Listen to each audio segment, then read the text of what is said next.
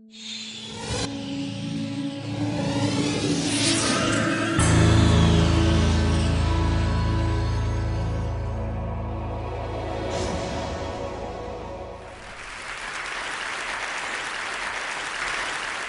grew up in a very small village in Canada, and I'm an undiagnosed dyslexic. I had a really hard time in school. In fact, my mother told me eventually that I was the little kid in the village who cried all the way to school. I ran away. I left when I was 25 years old to go to Bali. And there I met my incredible wife, Cynthia, and together over 20 years we built an amazing jewelry business. It was a fairy tale. And then we retired. Then she took me to see a film that I really didn't want to see. It ruined my life. The Inconvenient Truth and Mr. Gore. I have 4 kids.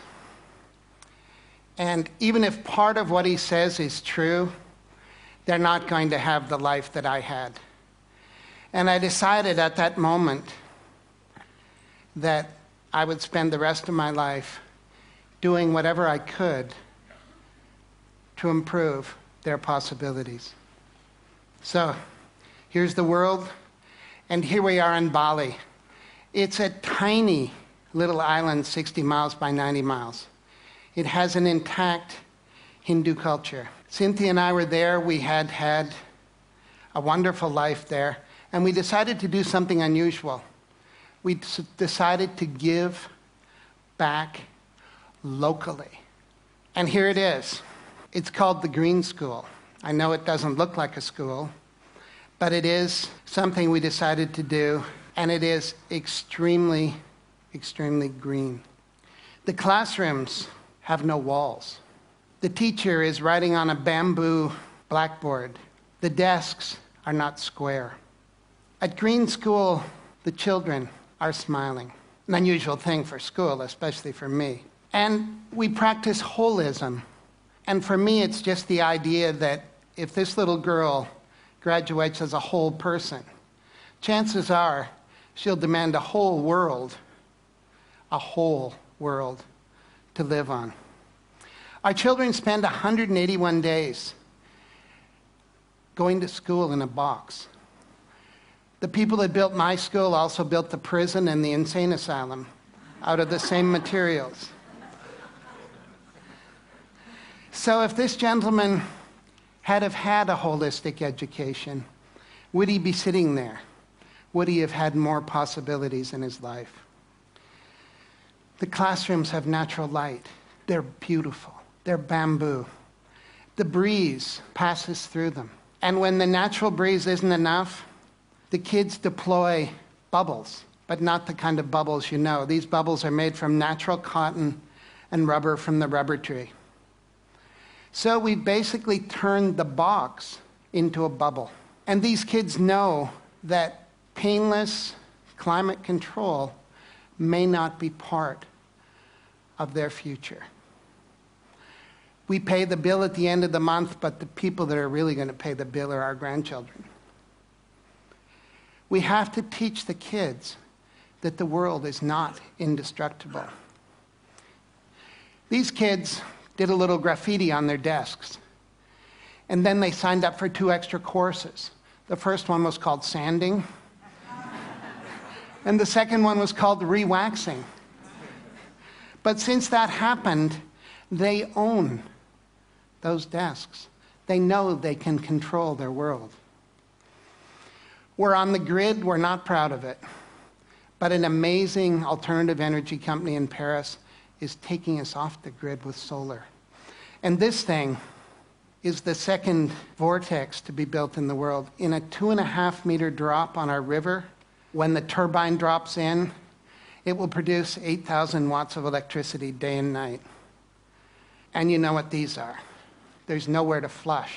And as long as we're taking our waste and mixing it with a huge amount of water, you're all really smart, just do the math.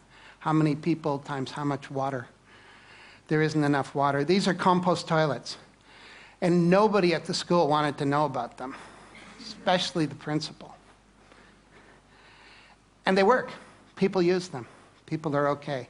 It's something you should think about doing. Not many things didn't work.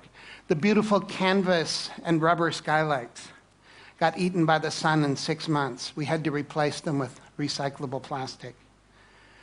The teachers dragged giant PVC whiteboards into the classrooms.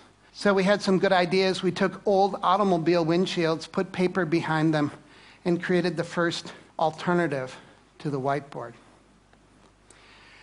Green School sits in South Central Bali, and it's on 20 acres of rolling garden.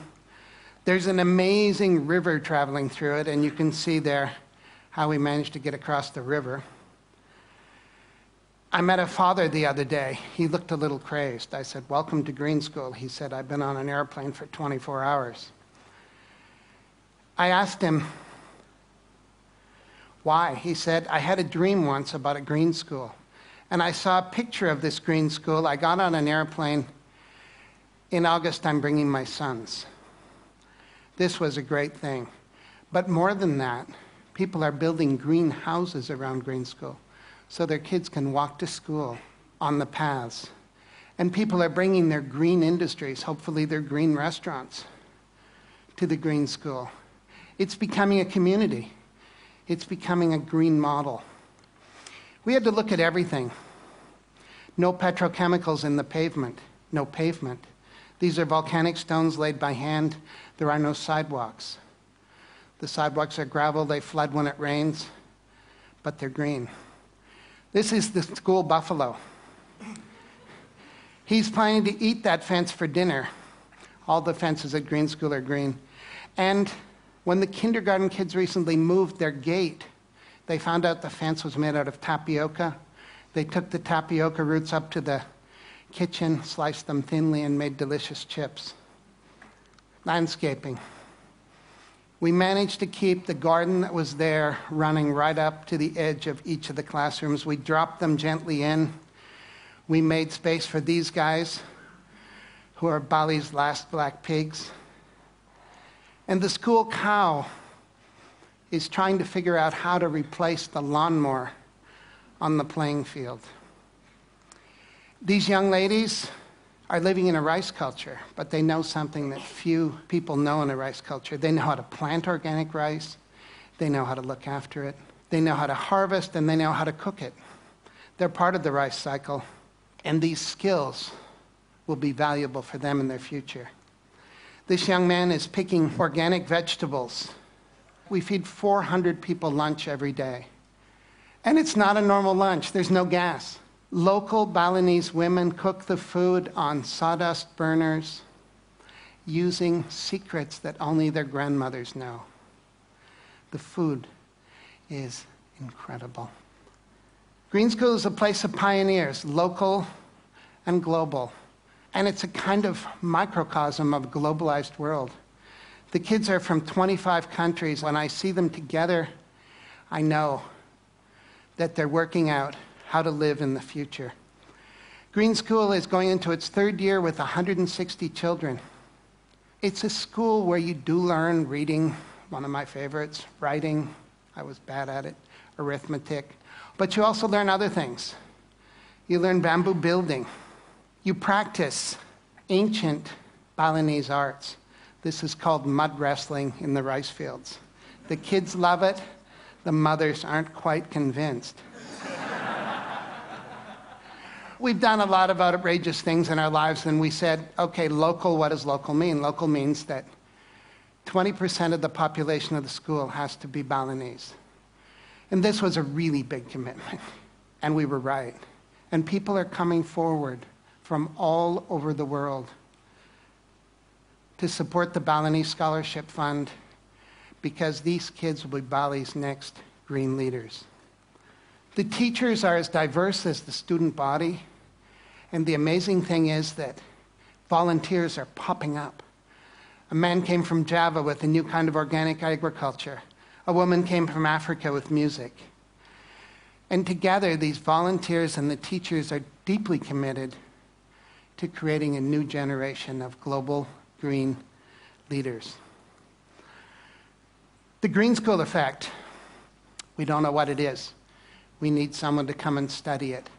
But what's happening, our learning different kids, dyslexic, we've renamed them prolexic, are doing really well in these beautiful, beautiful classrooms. And all the kids are thriving. And how did we do all this? On giant grass. It's bamboo. It comes out of the ground like a train. It grows as high as a coconut tree in 2 months.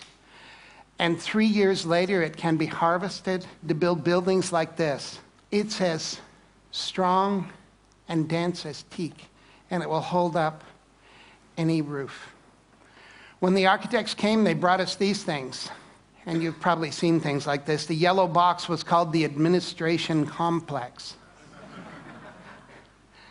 We squashed it, we rethought it, but mainly we renamed it the heart of school.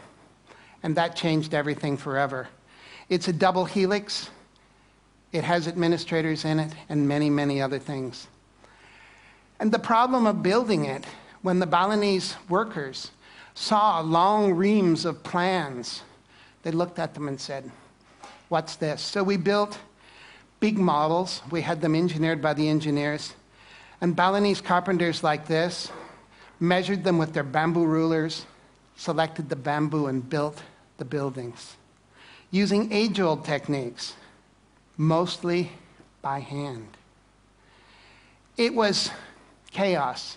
And the Balinese carpenters want to be as modern as we do, so they used metal scaffolding to build the bamboo building.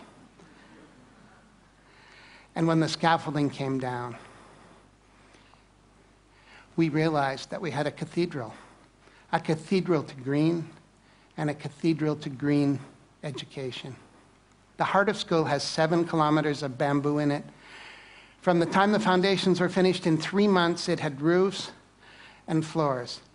It may not be the biggest bamboo building in the world, but many people believe that it's the most beautiful. Is this doable in your community? We believe it is. Green School is a model we built for the world. It's a model we built for Bali. And you just have to follow these simple, simple rules. Be local, let the environment lead, and think about how your grandchildren might build. So, Mr. Gore, thank you. You ruined my life, but you gave me an incredible future. And if you're interested in being involved in finishing Green School and building the next 50 around the world, please come and see us. Thank you.